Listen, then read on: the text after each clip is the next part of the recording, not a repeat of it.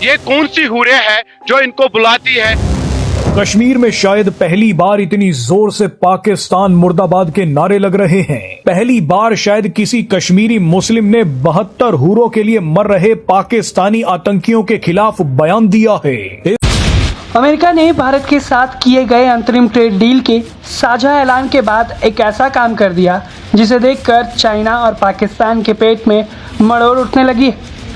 दरअसल social media platform x पर इसी अंतरिम ट्रेड डील की डिटेल साझा करते वक्त ट्रंप प्रशासन की ओर से एक मैप जारी किया गया। ये भी कहा गया है कि जी लाहौर के अलावा अगर आपने लाहौर से आप थोड़ा सा भी बाहर निकले और आपने पतंग उड़ाने की कोशिश की तो आप वहीं पे धर लिए जाएंगे। जी हाँ, वहीं पे आपको अरेस्ट कर लिया जाएगा, आपको जेल की हवा खानी पड़ सकती है। रावलपिंडी में, यानी कि पिंडी जो इस्लामाबाद रावलपिंडी जो ट्विन सिटीज है, वहां पर एक बच्चा जो है कल सुना है कि वो 8 साल का बच्चा जो है वो पतंग उड़ा रहा था और उसके अब्बा जी जो है वो आराम से घर में सोए हुए थे। दोस्तों, पाकिस्तान में हमला हो गया, ये आपको बात पता है क्योंकि कल हमला हुआ था। अकॉर्डिंग टू मीडिया सोर्सेज लोग कह रहे हैं कि साहब 31 people have died and 169 have been injured. कुछ मीडिया हाउसेस बाहर के, भारत के कह रहे हैं फिगर्स आर 65 प्लस। अलग अलग लोग अलग अलग फिगर दे रहे हैं, लेकिन ज्यादातर मीडिया वाले कह रहे हैं कि 31 people have died and about 169 have been injured. Pakistan में सबसे बड़ा ब्लास्ट वो किया गया और ये ब्लास्ट जो है एक मस्जिद के अंदर किया गया।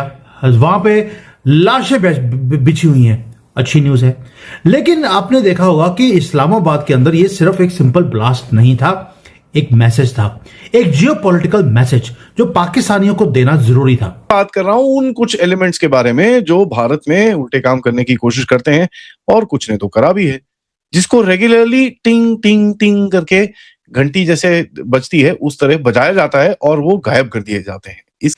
जय हिंद दोस्तों, अक्सर हम देखते हैं कि जम्मू कश्मीर के जो लोग हैं वो कभी कभार, कुछ लोग, सारे नहीं, 99% ऑफ जम्मू कश्मीर हमारे भारत से बहुत प्यार करते हैं और देश का सपोर्ट करते हैं, देश के लिए कुछ भी करने को तैयार है। पर 1% गद्दार भी होते हैं जो पाकिस्तान से आए हुए आतंकवादियों को शरण देते हैं। ऐसे में जम्मू कश्मीर के लोगों की जिम्मेदारी बनती है कि वो पाकिस्तान से आ रहे आतंकवादियों की न सिर्फ निंदा करें बल्कि उनका सपोर्ट करना बंद करें, सो दैट कि जो हमारे देश के जवान हैं जो अपनी जान को दांव पे लगा के लड़ते हैं उनकी रिस्पेक्ट और बढ़ सके। ये ना हो कि हमारे जवान लड़ रहे हैं और इधर कश्मीरी ही आतंकवादियों को शरण दे रहे हैं और जवानों पे गोली चला रहे हैं। ऐसे में एक बहुत ही सख्त संदेश जम्मू कश्मीर के युवाओं के द्वारा, जम्मू कश्मीर के लोगों के द्वारा पाकिस्तान मुर्दाबाद के नारे लगाए गए। ये हिस्ट्री में पहली बार हुआ है। इससे पहले जो है ऐसा कभी होते हुए देखा नहीं गया कि सड़क पे उतर के पाकिस्तान मुर्दाबाद के नारे लग रहे हो। अच्छा, इसके पीछे का रीज़न आप देखेंगे ये वीडियो में। इसके पीछे का रीज़न ये है कि जम्मू कश्मीर के लोगों का मानना है, जो मुस्लिम है उनका मानना है कि पाकिस्तान ईरान में अमेरिका का साथ दे रहा है, यानी ईरान के खिलाफ जा रहा है पाकिस्तान। और ईरान में जो आयतुल्ला खामनेई के खिलाफ प्रोटेस्ट हो रहा है और अमेरिका उनकी रिजीम गिराना चाहता है, ऐसे में पाकिस्तान जो है वो ईरान के खिलाफ रहेगा और अपनी सेना भी भेजेगा, अमेरिका का साथ भी देगा। ये काफ़ी हद तक कंफर्म हो चुका है क्योंकि डोनाल्ड ट्रंप ने पहले ही आसिम मुनीर से ये डील कर ली है। इस वजह से पाकिस्तान मुर्दाबाद के नारे जो है जम्मू कश्मीर के लोग लगा रहे हैं। बट हमें ये खुशी हुई देख के कि एटलीस्ट जम्मू कश्मीर के लोग पाकिस्तान मुर्दाबाद के नारे लगा रहे हैं, अदरवाइज़ ये जो है ऐसा करते हुए नज़र नहीं आते। Message was delivered with blood, वो भी कहां पर? इस्लामाबाद में। मीडिया बहुत ज्यादा स्पिन कर रहा है इन चीजों को। वो बोल रहे हैं, कोई बोल रहा है टीटीपी ने किया, किसी ने बोला आईसिस है, अफगानिस्तान है, कोई बलोचिस्तान को बोल रहा है और कोई बोल रहे हैं आसिम मुनीर ने खुद ही कर लिया। भाई आप सोच के देखिए, ये सारे के सारे रॉन्ग डायरेक्शन में है, कुछ डीपर है।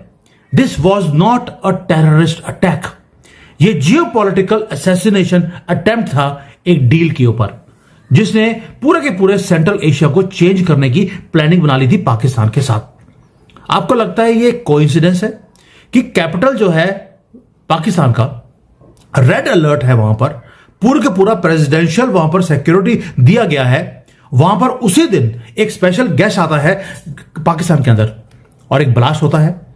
जो बॉडीज हैं अभी तो वो गिनी भी नहीं गई हैं पाकिस्तान की तरफ से, जब उनका प्रधानमंत्री हैंड शेक कर रहा था एक फॉरेन डिग्नेटरी के साथ। ये रैंडम वायलेंस नहीं है दोस्तों, ये कैलकुलेटिव कोल्ड ब्लडेड सिग्नल है। 3 मैसिव फोर्सेस हैं जिन्होंने इकट्ठे मिलकर यह काम किया। टारगेट कोई जो मस्जिद के अंदर जो शिया वाले लोग हैं उनको टारगेट नहीं था मस्जिद के अंदर, टारगेट था the chief himself general Asim Munir.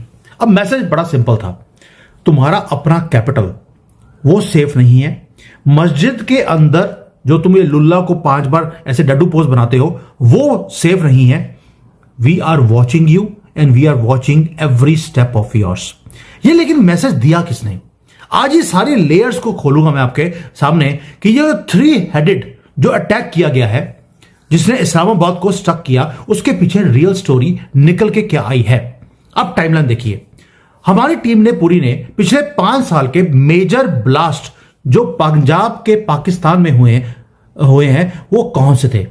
तो जी पुलिस वाले गए और उस बच्चे को 2 ख्याल एक चपेड़ी लगा के रोक दिया होगा पतंग उड़ाने से, लेकिन अब्बा जी जो आराम सुकून से घर में सोए थे, जिनको पता ही नहीं कि उनका लख्त जिगर, उनका कह लीजिए तख्त का वारिस कर क्या रहा है, बेचारा पतंग ही तो उड़ा रहा था। उन अब्बा जी को पकड़ के पुलिस ले गई थाने और वहां जाके पूछा, अच्छा जी बताओ तुम्हारा बच्चा जो है वो पतंग क्यों उड़ा रहा था।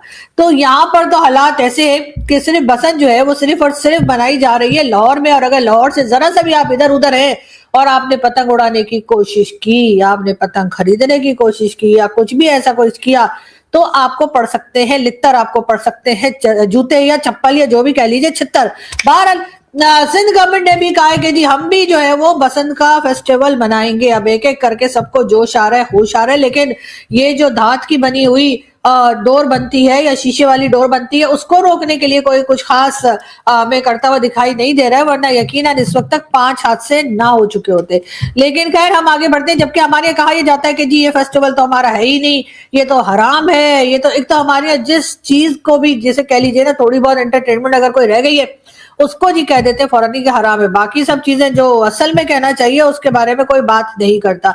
बात करेंगे हम आलूओं की। जी हाँ, पतंग से हम फौरन आलू पर आ गया। उसकी रीजन ये कि कहा यह जा रहा है पंजाब में जी इस वक्त 25% आलू की प्रोडक्शन जो है वो बढ़ चुकी है, लेकिन अब करेंगे क्या सब लोग बैठ के आलू खाएंगे? इसलिए कि बॉर्डर बंद है, वहां अफगानिस्तान साइड से बॉर्डर बंद है। अब भारत ने तो खैर पहले ही बंद कर रखा था, अफगानिस्तान की तरफ भी बॉर्डर बंद है और अफगानिस्तान की तरफ हम आलू भेजा करते थे, तो अब वही आलू हम अपने सर पे मार लें, मेरा ख्याल है यही रह गया है। इसलिए कि यहाँ पे आलू की प्रोडक्शन बढ़ती जा रही है, बाकी चीजों की प्रोडक्शन भी बढ़ती चली जा रही है, लेकिन खरीदार कोई नहीं है, इसलिए ये सामान यहीं पे रखे रखे खराब हो रहा है। लेकिन हमें जो है हर एक से झगड़ा करना है, हर एक से पंगे लेने हैं, चाहे वो अफगानिस्तान हो चाहे वो भारत हो, किसी तरफ हमने अपने टर्म्स को बेहतर नहीं करना है। हालांकि आपकी टर्म्स अगर अच्छे हो, आपकी किसी से दोस्ती हो या बातचीत ठीक से चल रही हो, तो बहुत सी चीजें ऐसी हैं जो आपके अपने घर की भी सही हो सकती हैं। लेकिन अब ये बात हमारे लोगों को कौन समझाए? एक तो सुबह से मैं न्यूज ढूंढ रही थी और मैं कह रही थी यार कोई खबर नहीं मिल रही है, पता नहीं कोई न्यूज व्यूज मिले तो पता लगे। एक तो मैं इतनी बोर हो गई हूँ ना, हमारे DG ISPR साहब ने बहुत दिन हो गए उन्होंने कोई प्रेस कॉन्फ्रेंस नहीं की।